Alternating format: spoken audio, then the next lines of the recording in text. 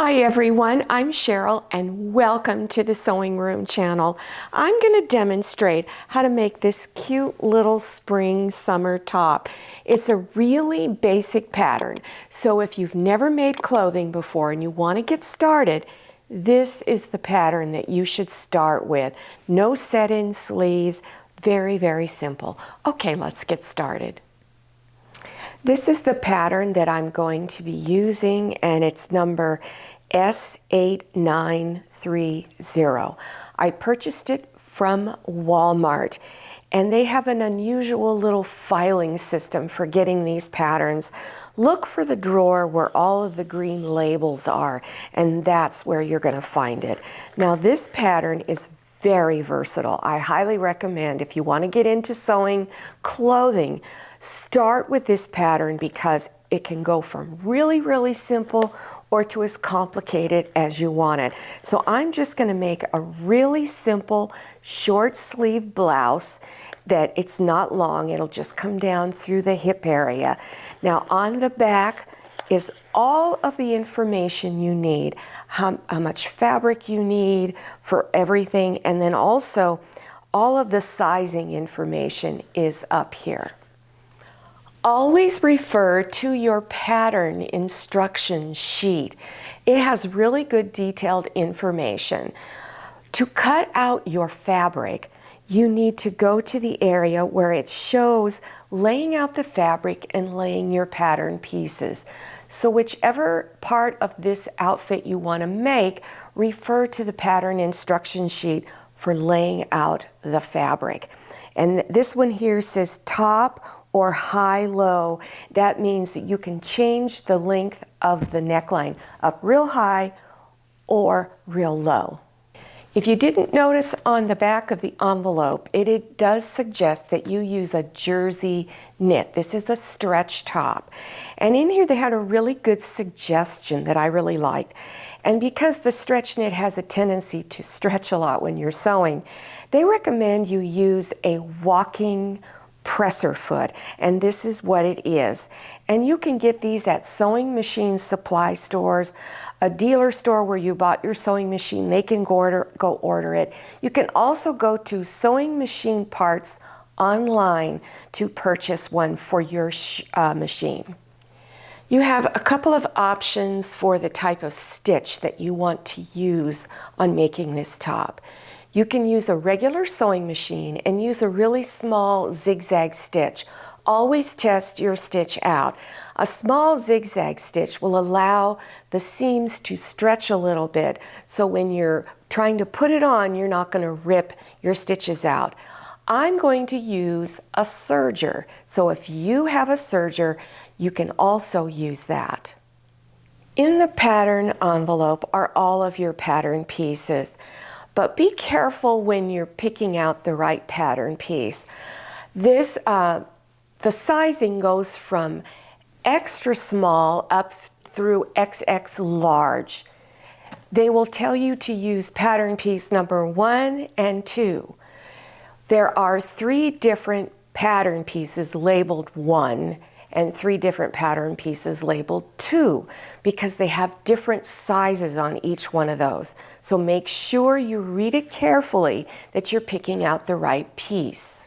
Here's my pattern piece, and you'll notice that I've got lines all marked up on here because I want to make sure I cut on the correct line.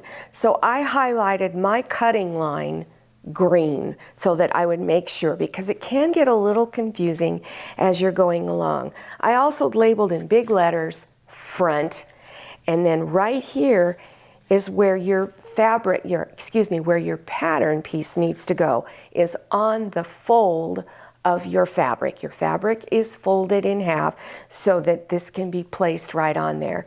You'll notice that on all of your pattern pieces, so I like to highlight it. Also, you're going to see little notches, these little triangular shapes. You're also going to see a lot of little circle dots. You can use a highlighter to mark those on the back side of your fabric. This is the full pattern piece. They do recommend that you get other tissue paper and trace out the piece that you want to use, and that's a really good idea. But if you don't want to do that, you can take the sections you don't want to use and fold it back, which is what I did. I folded the arm out of the way, and then I also folded the bottom up out of the way so that it could all stay intact.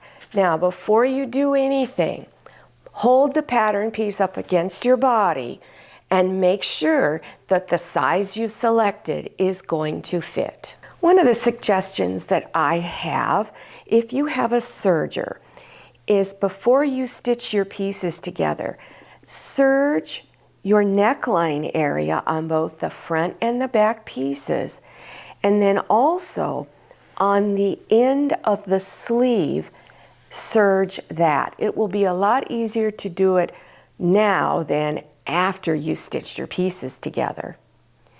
This piece right here is the front section of the top. Have the pretty side facing up. This one here is the back section. This is the pretty side. I'm going to put it down against this section here. So I'm lining up the shoulder seams. Now go ahead and pin your shoulder seams together. And if you're using a serger, go ahead and serge it.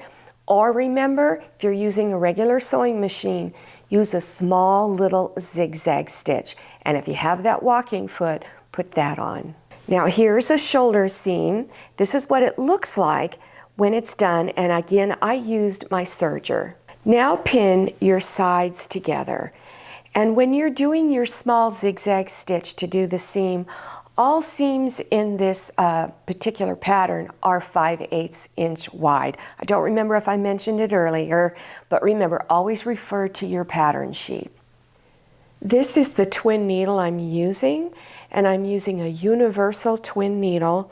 Here is what it should look like on the top side, and then this is what it will look like on the back side.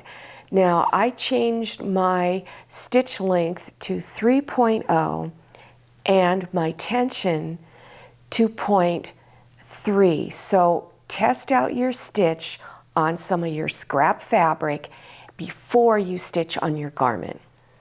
Now you're going to hem the neckline, and the instructions tell you to fold it over 5/8 of an inch like this. And then they also tell you to turn the raw edge underneath. So you have almost you have a double fold basically. And then go ahead and stitch around it. If you're using that twin needle, you're stitching on the top side or front side of your fabric. On the lower edge, you're going to do the same thing.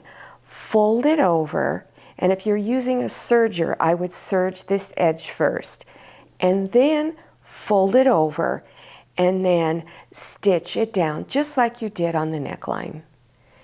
You're going to hem the sleeves in the same manner. You just fold the edge over and then stitch it down. This turned out so cute. This is perfect for spring and summer because we're getting close to that time of the year.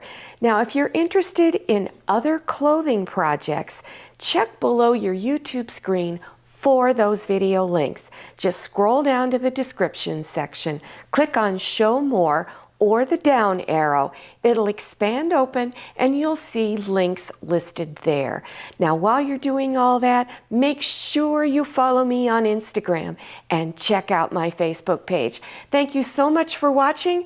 I'll see you next time, and happy sewing. If you like the Sewing Room channel, one of the best ways to show your support is to subscribe by clicking on that red subscribe button and give this video a thumbs up. And don't forget to click on share to share this video with your friends. And make sure you click on the bell so you receive notifications for all my new videos. I'm Cheryl, this is Manny, and this is Scotty. See you next time.